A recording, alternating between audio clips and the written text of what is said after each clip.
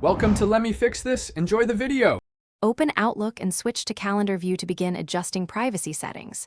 Use Outlook for desktop or Outlook. Com in a browser depending on your account.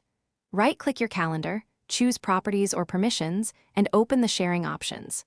Locate the default or Everyone entry in Permissions, then change that setting to Free/Busy Time or None to limit visible details. This step hides event details while still showing basic availability. Save or apply the change before proceeding to protect your calendar immediately.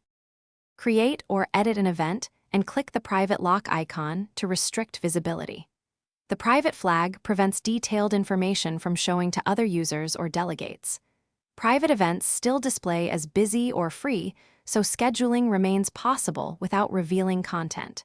For meetings, remove attendees if you need full secrecy, or mark them private to keep details internal. Remember to check attendee permissions when scheduling to avoid accidental detail sharing later in your calendar history. Review the Shared With or Delegates list to remove anyone who should not see your calendar.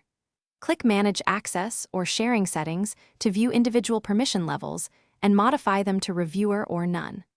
Avoid granting editor or delegate roles unless necessary, because those roles show event details and allow edits. After updating permissions, send a quick test by asking a colleague to view your calendar or use a secondary account. Confirm that events marked private show only busy or free as intended. Thanks for watching. If you found this helpful, don't forget to like and subscribe.